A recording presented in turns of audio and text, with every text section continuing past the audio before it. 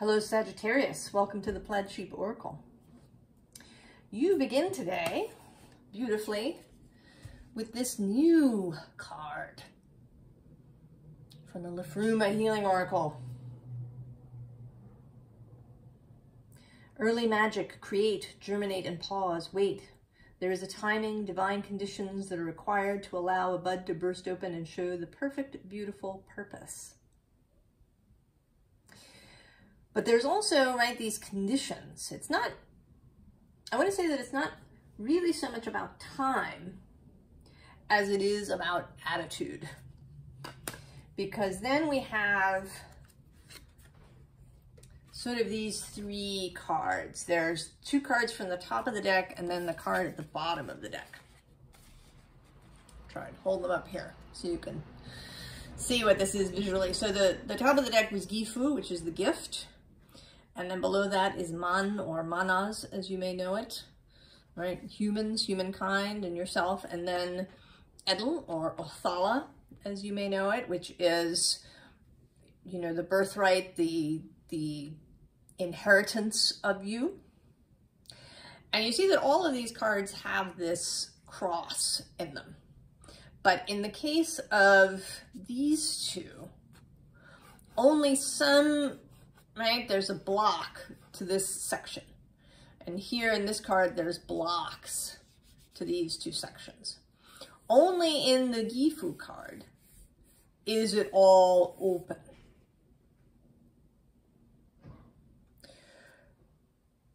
So where are you blocking things, Sagittarius?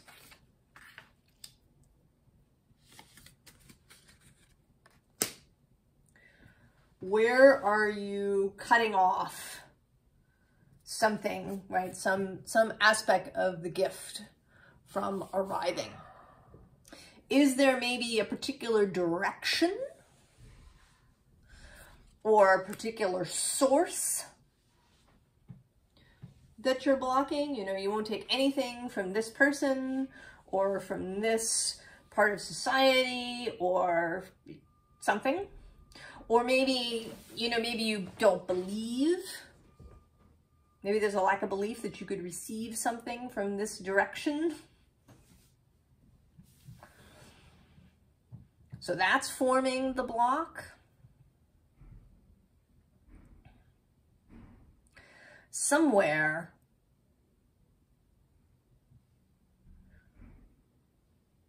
it seems like somewhere there is a blockage.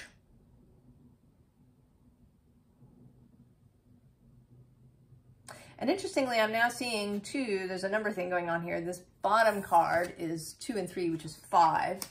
And then Gifu is 7. And then this new is 9. So 5, 7, 9. I'm also sort of feeling like in this new card that you've kind of, right, you've got like an arm out. But in the Gifu, all arms, everything is open and out. Right, there's an opening in every direction.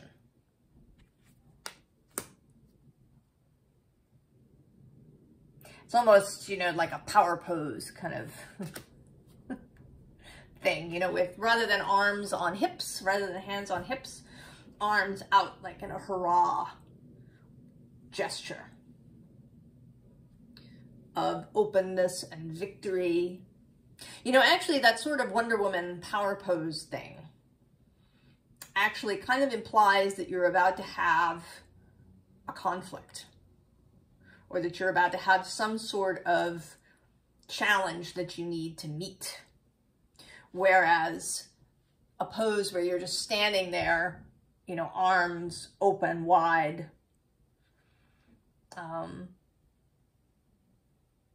is not, right? That's a power pose of kind of victory, of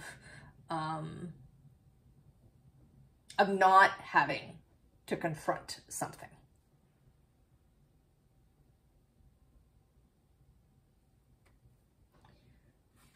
we come over here to this Muse of Materials.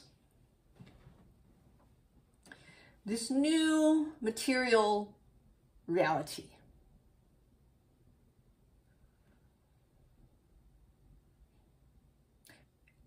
And this feels more, rather than being a new material reality in the sense of details, like a new home or a new town or a new job. It's more about your way of interacting. You know, have you been meeting everything as if it were a challenge?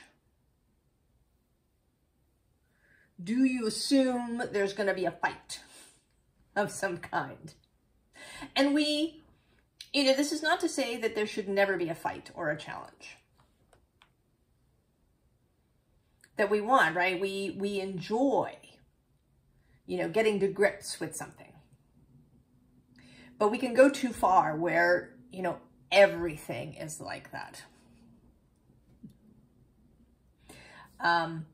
My father was a great arguer. He loved to argue and debate. It was kind of his main form of communication. And he wasn't, you know, he wasn't emotionally invested in it. He just liked to have this discussion. And this could be interesting, but it could also be really exhausting. Because you almost, you know, couldn't make a statement without it being immediately challenged. And that can just be exhausting. Right here at the bottom, I usually see this card in a kind of in a positive light as you know, these two beings creating something. But today I'm seeing it in this challenge way. And I'm seeing it mostly that you are challenging yourself, right? That it is you, your belief system, that is creating this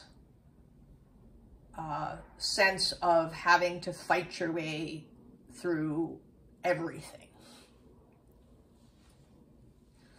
That there's always, you know, there's always something to fight. And I think this is something that can happen to fire signs in particular.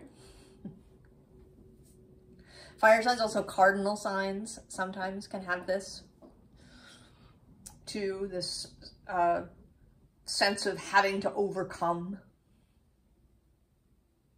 And there can be lots of reasons for that. There can be habit. There can be a belief that it's virtuous, or that, you know, that's just the way the world works. You have to fight your way through. But whatever it is not useful in this moment. It is excellent to be able to rise to the challenge, but to create a challenge everywhere is just exhausting. And so we come instead to this, to kind of the diametric opposite to this, right? There's a genie's lamp going on here. There's peacefulness. There's no opponent in this. It's also the Nine of Cups, the wish fulfillment card. So this is calling at this time.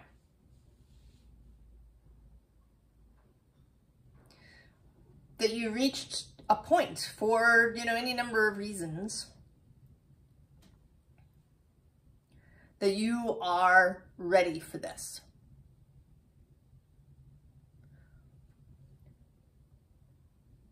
That you're ready to have things come more joyfully.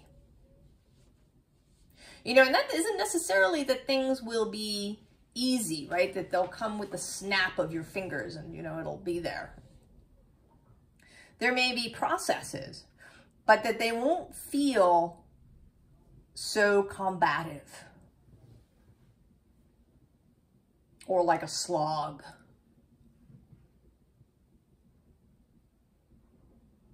That you're going to be aligned with fun challenges, with interesting effort. And that in order for this to come, right, we have death.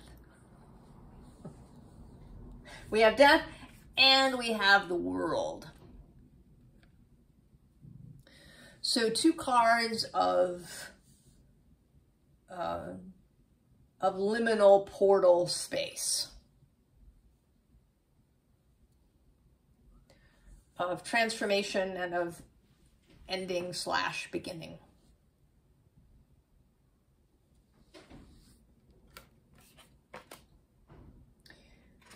And then also this Knight of Emotions.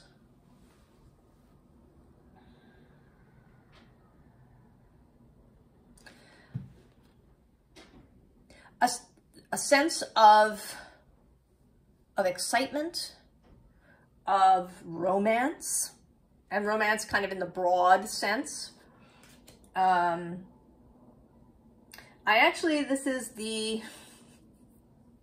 This is the kind of third incarnation of your spread.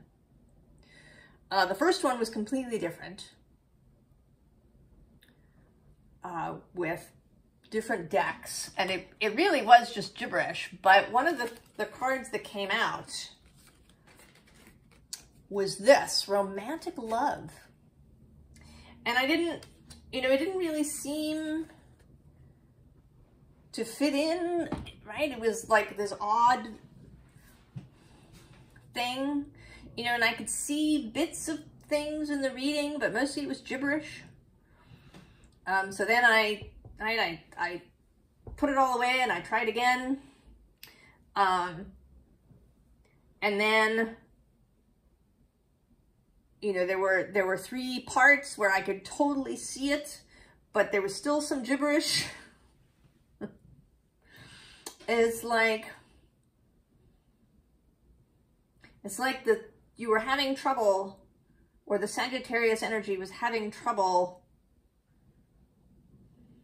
making itself understood, or it was almost as if I could not receive it, right? It was trying to come through, but, somehow I was blocked in some way. But I persisted. So this sense of romance, of, life being, a joyful adventure, which is totally up your alley, Sagittarius. I think life makes us really serious. We get really serious.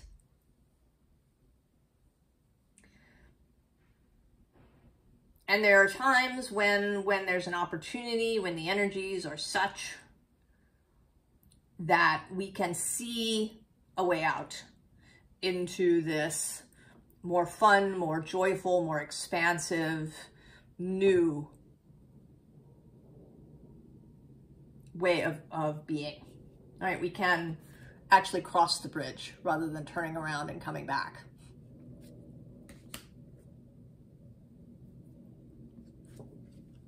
So we have the 9 of Swords, right? This awake in the hour of the wolf in the night, thinking about all the things that are going to go wrong, and the way it'll all not work out, and terrible things. And below that, we actually have this Sacrifice card, which is, it's the Hanged Man in this deck. And the Hanged Man can have a sense of sacrifice, but not, it's actually different, right? Sacrifice originally meant to make something sacred, to take something that was mundane and make it sacred, right? You gave it over to the god You made it sacred. And then over time, it turns into something about, you know, where you have to give something up, where it's about you being willing to lose something, you know, to prove your worth, to prove your loyalty. But the universe doesn't want that. Source is not interested in that. Source is not interested in you on your knees, on you giving things up to prove your virtue.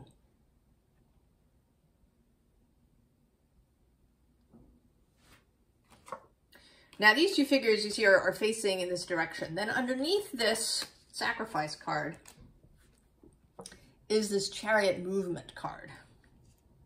And Rhiannon who is here, is definitely somebody who makes her own choices. She's not a sacrificial sort of character. And she is facing the other direction, looking towards the card that's at the bottom of the deck. And that is this Venus love. And Venus is currently moving through Sagittarius as I speak. I was actually thinking about that as I was laying out your cards and wondering, I haven't paid attention before, but I'm going to start paying attention now, because I feel as if I have a better feeling, a better handle on Sagittarius. Sagittarius, Aquarius, and Gemini are three energies that I sometimes have sort of difficulty feeling my way into or understanding or feeling comfortable with.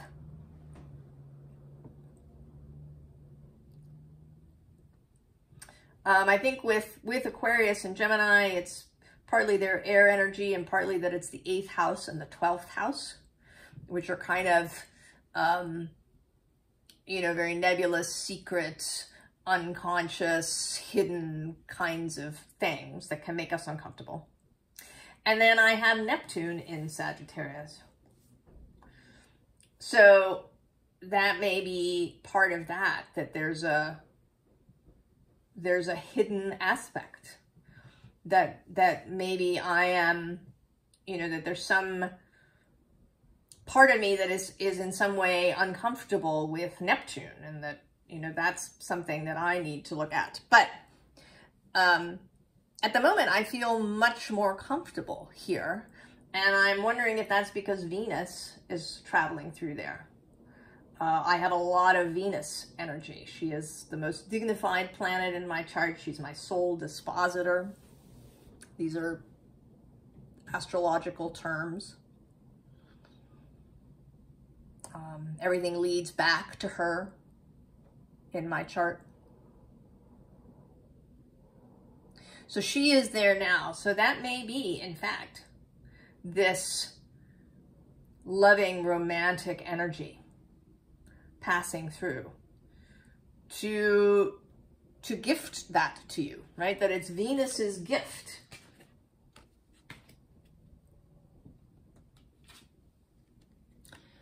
And so we have this Tradition Juno card. But I want to say that this is more about commitment. She is about commitment too. Certainly often in astrology, her asteroid, when people look at it in your chart, it will be, you know, in spaces where you are committed or where you find commitment easier.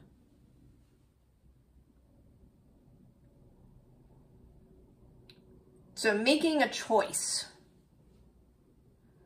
to commit to this new way of doing things. And so then we get you in your little boat and you're going. The Six of Swords, the travel, the mental movement. And then you reach the other side and you get out.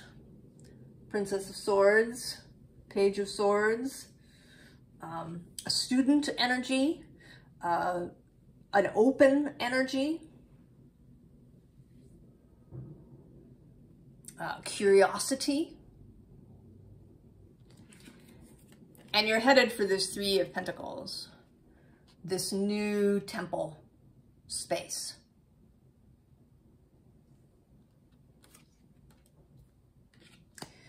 And I want to say that the Three of Pentacles, actually, I was waiting, is here underneath this Muse of Materials, the Three of Materials. So there is a collaborative energy here. It could be with people. It could be with life, with source.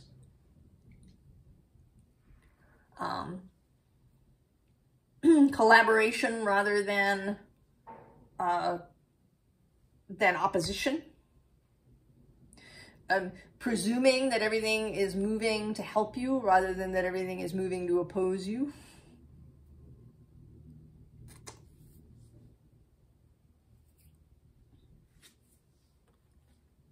And so tender embrace.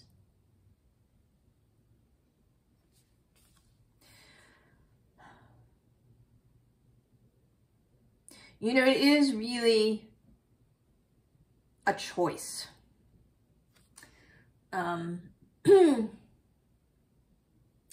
Some traditions, some places will teach you that the universe is a dangerous place, that there are forces of opposition, that you have to be on your guard all the time, that you have to make sure you're powerful, make sure you're guarded. And I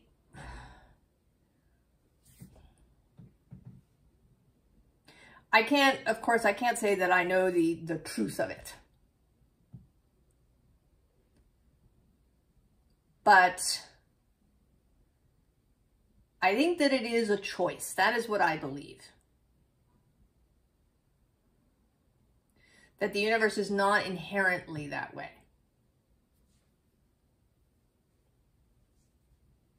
That it's like that tree in The Empire Strikes Back. I apologize if you haven't seen it. But Luke is being trained by Yoda in the forest, and Yoda brings him to this tree. And Luke is going to, supposed to go inside, and he says to Yoda, "What's in there?" And Yoda says, "Only what you bring with you." And Luke chooses to strap on his lightsaber.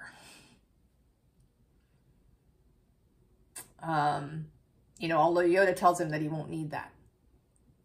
But he goes in there with it, and he ends up having to use it. He has a fight with himself.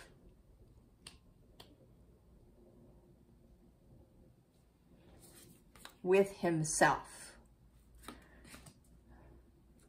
I think so much of those movies, at least the first three, was really channeled stuff. But anyway,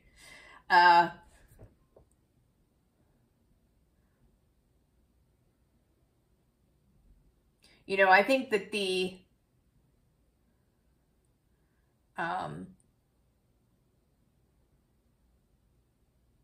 that when we meet the universe with this oppositional energy, we find something to fight. It will appear. And so we can make the choice for the tender embrace instead. Below that is seeing beyond. Oh, and I'm just seeing now, broken open.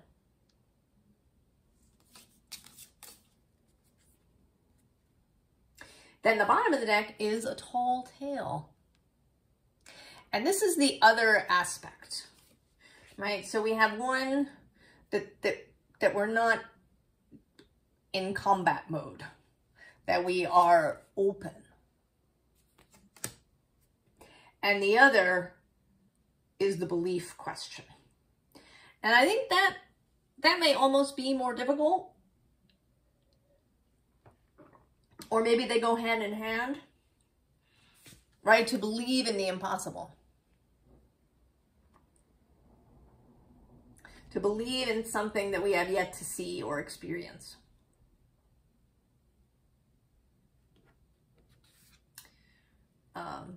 But that these two things, that choosing the embrace, choosing the belief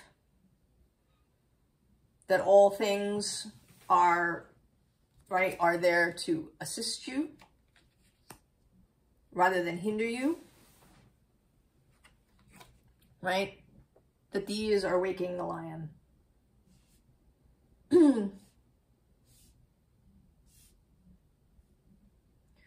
That the ability to act creatively rather than combatively.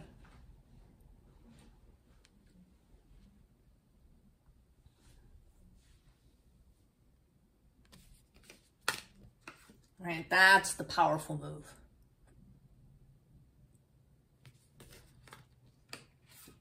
And opens up endless possibilities.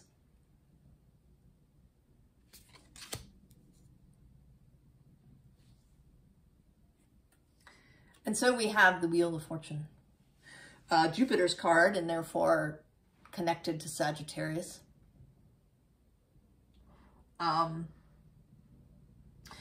Interestingly, in the second round of my trying to do this reading, this card fell out. And when I was done shuffling and putting things out, the Five of Swords was sitting on top of the deck here. And my impulse was to lay the Wheel of Fortune on top of the Five of Swords. And the Five of Swords in this deck says defeat.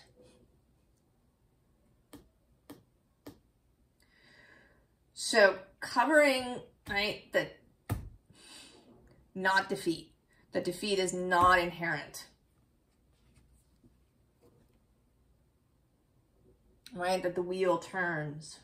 And here, this time below now, and then this came out on top in the new shuffle. And right underneath it is the star and its gorgeousness. And below that is the Queen of Pentacles, nurture with this pregnancy. And then the Fool with beginnings. And then strength. And I'm going to go one more. The Ten of Cups, harmony. And I'm going to go one more after that, actually, is the Lovers. And the celebration. And the vision.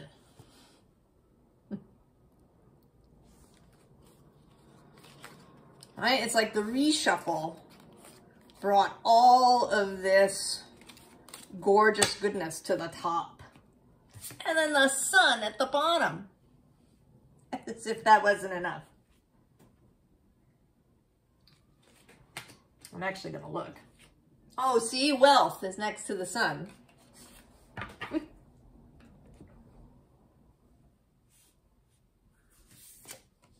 Choices, making choices.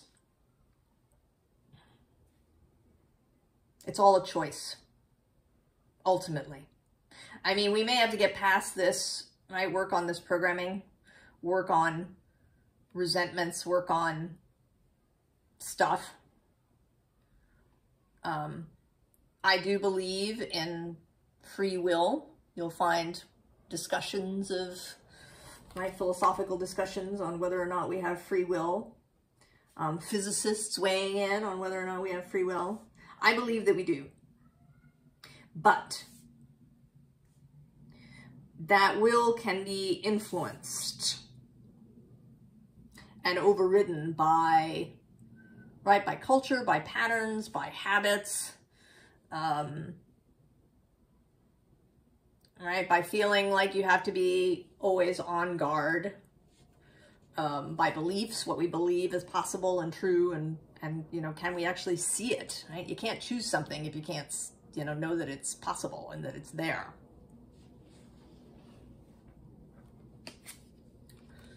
So then we have the High Priestess, and she's actually looking sort of queen-like to me today, right here on her throne.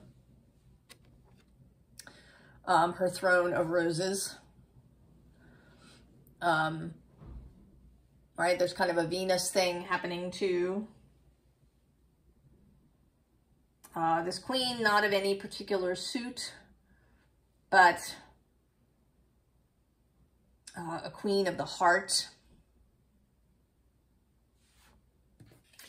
And then this emperor, right, who's more wild, right, this kind of wolf pack leader,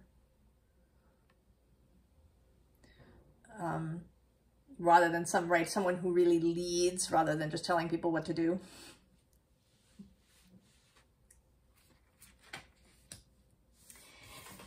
And then perspective, which is the Hanged Man in this deck. And what I was seeing today was that this was kind of like a moving film, that this day was going to shift over and move over into the night, right? That this sun was rising on a new day, on this new perspective.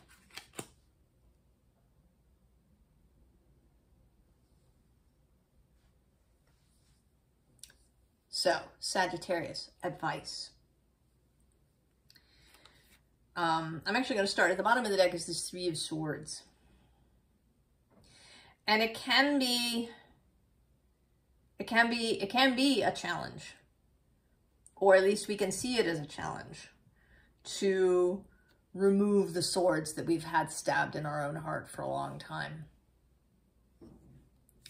But then we have this King of Swords at the top, right? With the having pulled out the sword, that we can choose to pull the swords out.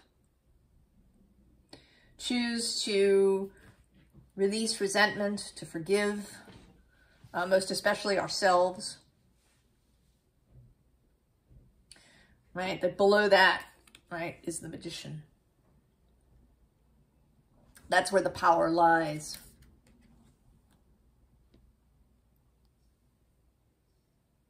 Is in, right, in this kind of clarity. In seeing, well, you know, right, these things were true, but does that serve me, right? Does it serve me to hang on to that truth? Or is that just getting in the way? Right? Can I choose now to move in a different direction? And then we have this Nine of Swords coming out upside down. I don't normally take reversals, but when something shows up, because I shuffle to keep the decks upright, everybody in the same direction. So when something comes out, then I pay attention, right? Turning the Nine of Swords, that terrible midnight suffering, and releasing that. I went looking through the deck and I only found one other card that was upside down, and that was the Page of Pentacles. So,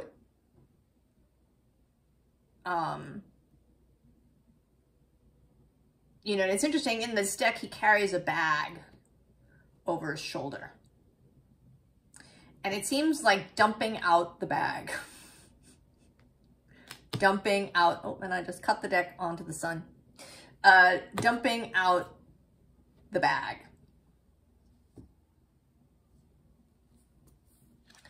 And then we have the King of Pentacles instead, choosing what you want to keep with you.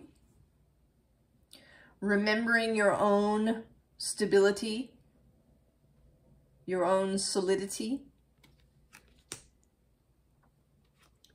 Then the Fool, of course, the new journey, the new choice, beginner's mind, innocent mind.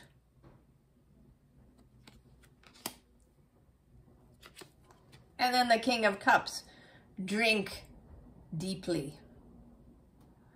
Drink deeply from your own grail,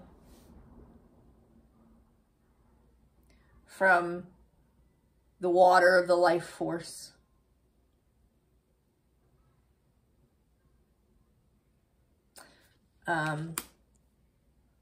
So 3 kings. And interestingly, not the Fire King. The King of Wands was not here. So I went looking for him, of course. And I found him between Judgment and the 7 of Wands. Of course he is, right? The 7 of Wands, the card of defensiveness and fighting things off. And this beautiful Judgment card in this deck, right? It's like the crew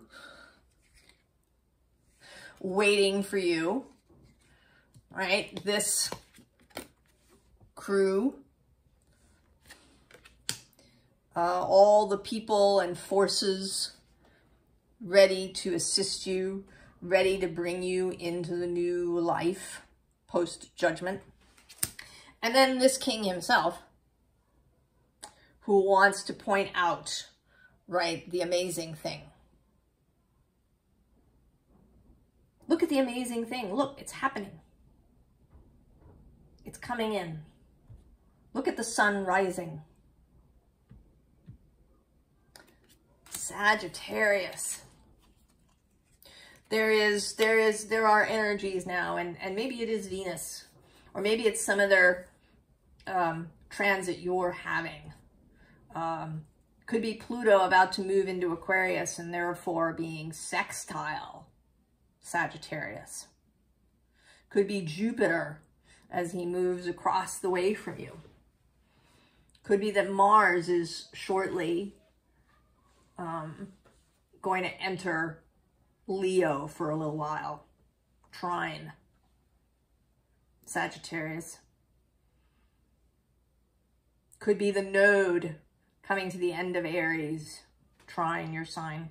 Many things, or all of the above.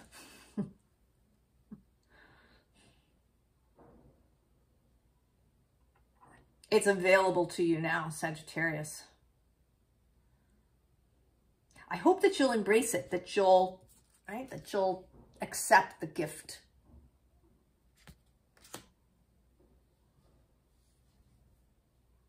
I wish you the very, very best, Sagittarius. And I will see you next time. So long.